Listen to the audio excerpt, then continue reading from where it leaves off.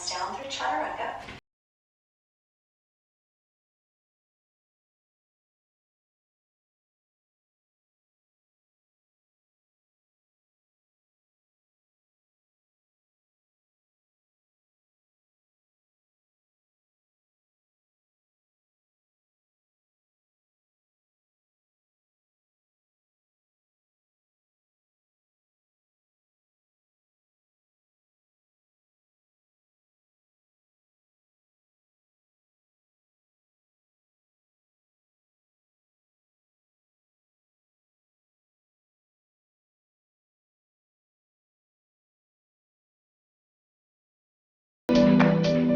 Good morning YouTube.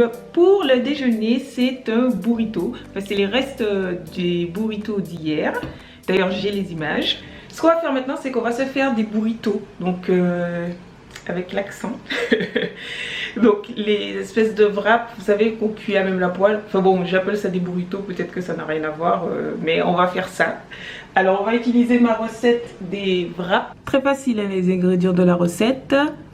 On a tout là, j'ai un petit peu d'eau, un petit peu de sucre de coco, un peu de sel, un peu d'huile d'olive, un peu de cannelle et de muscade. Donc en fait tous ces trucs là c'est juste pour donner du goût. C'est pas des indispensables de la recette, ça donne un petit peu de goût. Et on a la farine de kamut. En gros, ce que je fais, c'est que j'essaye de rajouter de façon plus naturelle les additifs et exhausteurs de goût que les industriels mettent déjà dans la bouffe. Du coup, je fais les wraps, c'est juste de la farine et de l'eau et je rajoute des petits trucs qui vont donner du goût, qui vont faire que ça sera super agréable à manger.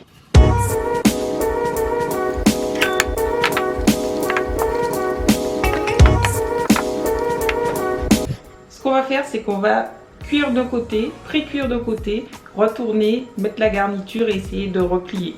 On verra ce que ça donne. Je crois que j'ai fait ça une fois dans ma vie et ça fait longtemps, je ne sais plus exactement comment j'avais fait. C'est pas grave, on va gérer. Au final, ça s'est plutôt bien passé, même si pour le pliage, je peux encore m'améliorer. Et à l'intérieur, j'ai mis du poireau, de l'oignon rouge, du soja texturé, de l'avocat et une sauce à l'ail qui sera dans le e-book spécial sauce.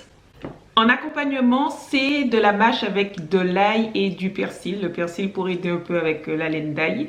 Il y a aussi une sauce, comme vous avez pu voir. Donc, c'est une sauce au miel. D'habitude, je ne mets pas de sauce avec mes légumes. En général, je ne mets pas énormément de sauce.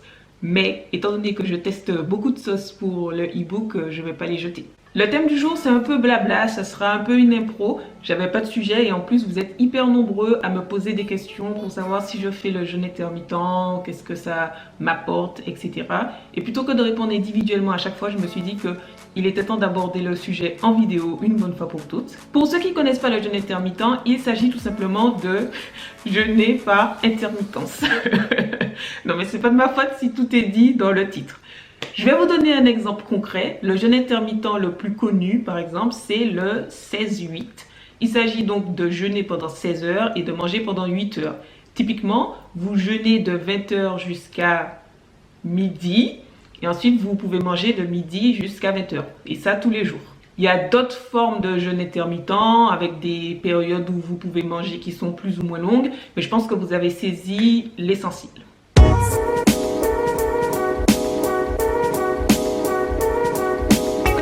C'est tout ce que comporte le jeûne intermittent.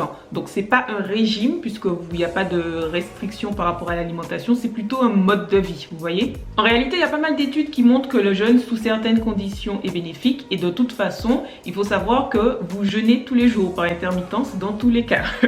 Vous dormez, donc il y a une période, la période pendant laquelle vous dormez ou vous ne mangez pas. Donc tout le monde pratique le jeûne intermittent en théorie. L'intérêt de rallonger cette période de jeûne naturelle ou obligatoire qu'on fait avec le sommeil, c'est de stimuler encore plus l'hormone de croissance et d'améliorer sa sensibilité à l'insuline.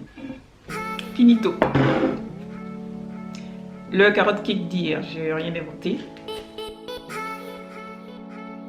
Je ne vais pas rentrer dans cette vidéo dans les détails de toutes les conditions, des cas, de mon avis, des résultats de recherche, de la période de jeûne qu'il faudra observer ou pas, parce que c'est pas l'objet. En résumé, ce que je veux dire moi par rapport à ce jeûne intermittent, c'est que vous pouvez pratiquer le jeûne intermittent si vous n'avez pas faim le matin, tout simplement. Que ce soit vrai ou pas que ça permette de perdre du poids, Si le matin vous êtes en train de crever la dalle et qu'au final vous passez toute votre période où vous pouvez manger à vous goinfrer, je pense que ça sert à rien. On en revient toujours à ce que je vous dis à chaque fois, c'est que il faut savoir ce qui vous convient. Si d'habitude vous n'avez pas faim le matin et que vous vous forcez à manger, surtout arrêtez. Ça ne sert à rien de se forcer lorsqu'on n'a pas faim. Je pense qu'il faut écouter son corps et adapter son alimentation, bien évidemment à la société, à vos amis. J'ai pas dit de vous couper du monde, mais essayez au mieux d'adapter votre alimentation à vos besoins et à vos envies. Et pour en faire répondre donc à la question qui m'a été posée, je ne pratique pas le jeûne intermittent. Je mange simplement quand j'ai faim. Mais je pense que vous l'aviez déjà déduit de tout ce que j'ai dit avant.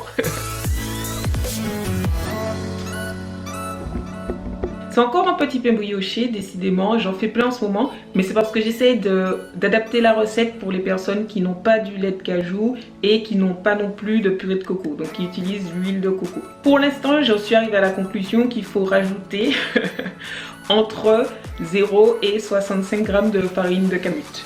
Donc voilà, là c'est ce que j'ai fait.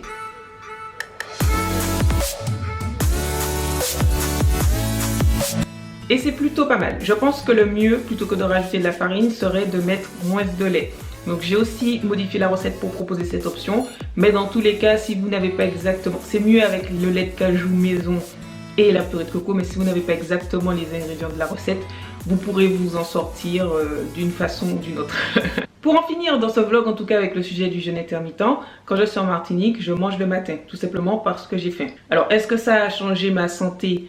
Bon, les périodes étaient peut-être pas assez longues, mais j'ai pas senti de différence sur ma santé. Par contre, ça a fait que le soir, j'avais moins faim, étant donné que j'avais mangé le matin tout simplement.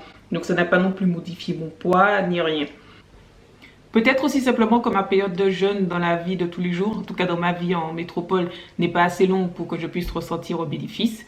Parce que si bénéfice il y a, c'est sûr que c'est pas juste une question d'heure, c'est une question d'individu, comme pour tout. Néanmoins, mon poids n'a pas bougé. Il est aussi très possible que la perte de poids observée par certains vienne tout simplement du fait qu'ils mangent moins. Comme tu as moins de temps pour manger, ben, si tu justement te goinfres pas dans la période que tu as, tu finis par manger moins. Je vais arrêter ce vlog maintenant, j'espère qu'il vous a plu. Je vais essayer de varier les sujets puisque c'est une vidéo par jour, donc de parler un peu de toutes les choses que vous me posez, tous les sujets pour lesquels je me sens un peu inspirée, en tout cas suffisamment inspirée pour parler pendant 2-3 minutes.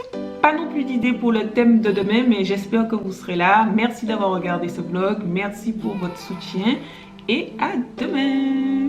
Avant de partir, regardez le dernier vlog qui s'affiche quelque part là si vous ne l'avez pas vu. N'hésitez pas aussi à regarder la barre d'infos parce que je réponds à plein de questions que vous vous posez ou peut-être que vous ne vous posez pas. Voilà.